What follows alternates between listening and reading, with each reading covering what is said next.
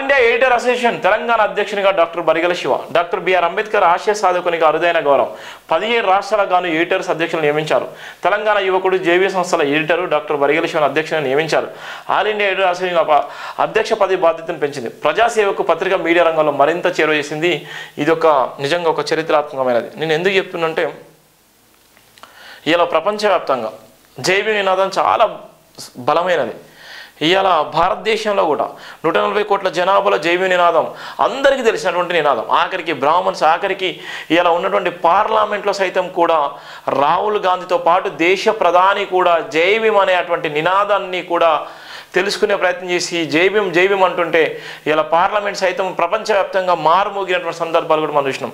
ఇలా జైభీం టీవీ ఎస్టాబ్లిషన్ చేసి అల్పేరుగాని పోరాటం చేసి జైభీం నినాదాన్ని గుండెల మీద మోస్తూ ఎన్నో అవమానాలను కూడా అధిగమిస్తూ ఎన్నో నిందలను కూడా మోస్తున్నప్పటికీ ఒక పక్కన భయంకరమైనటువంటి బాధలు అనుభవిస్తూనే, ఒక పక్కన ఆర్థికమైన సమస్యలు అనుభవిస్తూనే, మరో పక్కన కుటుంబ సమస్యలు అనుభవిస్తూనే ఎన్నో ఇబ్బందులు తట్టుకొని నిలబడి ఇవాళ 2016 నుండి మొదలుకుంటే 2020 దాకా సుమారుగా 9 సంవత్సరాల్లో 24/7 కష్టపడుతూనే ఇలా ఆకలిని అధిగమిస్తూ ఇలా ఉన్నటువంటి ఆరోగ్యం విషయాన్ని పక్కన పెట్టి ఇవన్నీ తట్టుకొని ఇవాళ ఈ నినాదం ఇవాళ బలపడాలని ఒంటరి పోరాటం చేస్తూనే ఇవాళ అనేక మందిని ఏదో కదిలించిన సంఘటన ఉంది.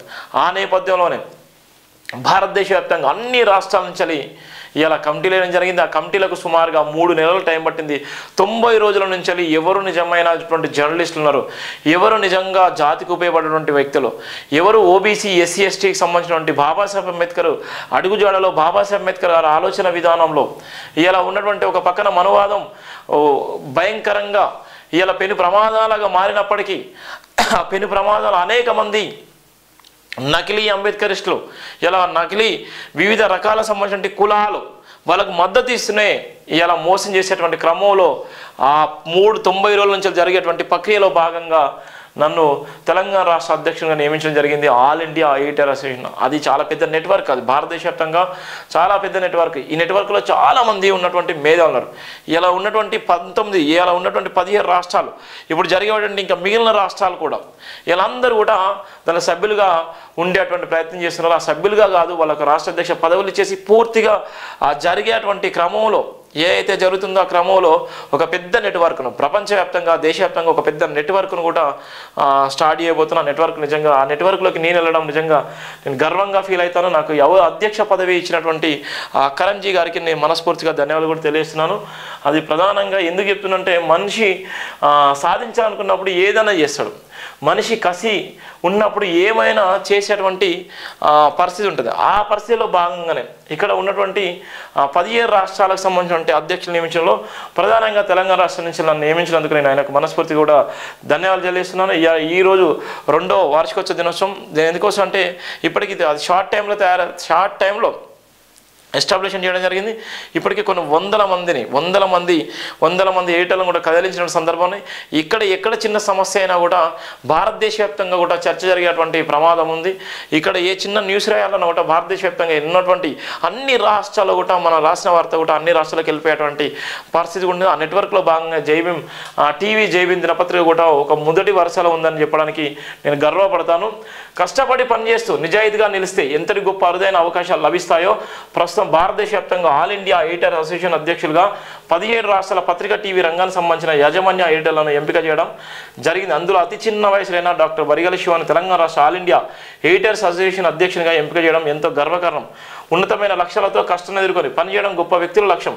ప్రజాస్వామ్య అట్టడుగు వర్గాల ప్రజల కోసం కష్టపడి నిలబడి పనిచేయడం ఎవరు గుర్తించకపోయినా మనకు దక్కే గౌరవాలు మనం చేసే సేవపై ఎంతో ఉన్నతమైన బాధ్యతను పెంచుతాయి. సరిగ్గా అలాంటి పరిస్థితులను జేబీ సంస్థల యజమాని డాక్టర్ బరిగెల శివ ఆస్వాదిస్తున్నారు.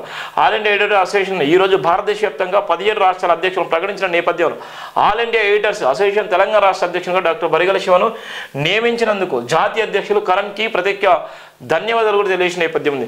బరిగెల శివ తెలంగాణ, గోపాల్ సింగ్ గౌతమ్ ఉత్తరాఖండ్, సురేంద్ర మోహరా మధ్యప్రదేశ్, శంకర్ యాదవ్ జార్ఖండ్, భావేష్ కుమార్ మండల్ బీహార్, బైరులాల్ మాలి రాజస్థాన్, బ్రిజేంద్ర కుమార్ హర్యానా, ప్రకాష్ కుమార్ యాదవ్ ఛత్తీస్గఢ్, విజయ్ కుమార్ ఉత్తరప్రదేశ్, ఆశుతోష్ నాయక్ ఒడిషా, అమర్జిత్ నిషాద్ గుజరాత్, సంతోష్ కుమార్ కేరళ, పురన్ తమాంగ్ సిక్కిం, పవన్ గైక్వాడ్ మహారాష్ట్ర, వాదాటి వివేకానంద రెడ్డి ఆంధ్రప్రదేశ్, మునికృష్ణ కర్ణాటక, బసుమాతరి అస్సాం. ఇక్కడ ఉన్నటువంటి 17 రాష్ట్రాల్లో ఉన్నటువంటి రాష్ట్ర అధ్యక్షులను కూడా జాతీయ అధ్యక్షులు ప్రకటన జరిగింది. అంటే 3 నెలల నుంచి వాళ్ళు కసరత్తు చేస్తూ 3 నెలల కంచెలి ఒక బాధ్యతగా మనకు తెలియకుండానే మనల్ని ఫాలో చేస్తూ, మనకు తెలియకుండానే మనల్ని అనుసరిస్తూ అక్కడ ఉన్నటువంటి ఎవరున్నారు, మనకన్నా చాలామంది మేధావులు ఉండొచ్చు, మనకన్నా ఇంకా చాలామంది లేకుండా కూడా ఉండొచ్చు. వాళ్ళందరినీ పక్కన పెట్టేసుకొని ఒక బాధ్యతను పెంపొందించే విధంగా ఒక అవకాశం కల్పించగలరు. నిజంగా ఇది పెద్ద నెట్వర్క్. ఇంకా ఉన్నటువంటి ఇంకా మిగిలిన రాష్ట్రాలు కూడా కమిటీ లేకపోతుంది. జాతీయ కమిటీ కూడా ఢిల్లీలో పెద్ద ఎత్తున కూడా చేసేటువంటి కార్యక్రమం కూడా ఉంది. అందరం కూడా దాంట్లో పార్టిసిపేట్ కాబోతున్నాం. ఎందుకోసం అంటే ఒక మంచి నెట్వర్క్ను, ఒక ఉన్నతమైనటువంటి నెట్వర్క్ను, రేపొద్దున సమాజానికి ఉపయోగపడే నెట్వర్క్ను ఇలా ఉన్నటువంటి మోడీతోనే కాకుండా ఇలా ఉన్నటువంటి రాహుల్ గాంధీతో కూడా నేరుగా మాట్లాడేటువంటి సందర్భాలు కూడా రాబోతున్నాయి. ఒక ఢిల్లీలో ఉన్నటువంటి పనిచేసే జర్నలిస్టులు కాదు, ఇలా ఉన్నటువంటి ఈ నెట్వర్క్లో ఎంత పెద్దలైనా సీఎం అయినా పిఎం అయినా ఎవరినైనా కూడా ఈజీగా కలిసి రిప్రజెంట్ చేసేటువంటి పరిస్థితి కూడా రాబోతుంది. ఇంకా ఎంతోమంది కూడా ఈ ఎడిటర్ అసోసియేషన్ ద్వారా అనేక మంది కూడా ఏమైనా సమస్యలు ఉన్నా కూడా, జర్నలిస్టుల సమస్యలు ఉన్నా కూడా ఆ సమస్యలను కూడా వెంటనే పరిష్కరించే విధంగా ప్రభుత్వాలు రాష్ట్ర వ్యాప్తంగా దేశవ్యాప్తంగా కూడా ఒక వెంటనే కూడా రెస్పాండ్ అయ్యే విధంగా కూడా మా నెట్వర్క్ మొదలు కాబోతుంది. దీనికి సంబంధించినటువంటి కరణ్కి అక్కడ ఉన్నటువంటి ఆ టీం మొత్తానికి కూడా నేను ప్రత్యేక ధన్యవాదాలు తెలియజేస్తున్నాను.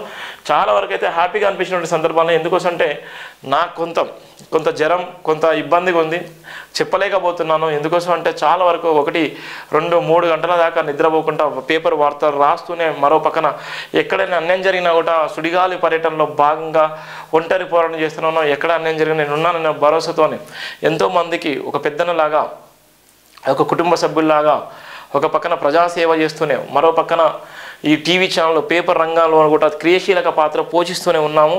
అందులో భాగంగానే కొంత కోల్డ్ అయింది, కొంత జ్వరం వచ్చినప్పుడు కూడా ఇప్పుడు కూడా కళ్ళు మసకబారుతున్నాయి. అంటే అంత ఇబ్బందిగా ఉన్నప్పటికీ, చాలా వరకు ఇబ్బందిగా ఉన్నప్పటికీ చదవాలి అనేటువంటి సందర్భంలో చదువుతున్నాను. ఈరోజు ఒంగోలు పోయేది ఉండే, నైట్ ఒంగోలు పోయి ఒంగోలులో ఉండే క్రమంలో ఒంగోలులో ఉండాలి.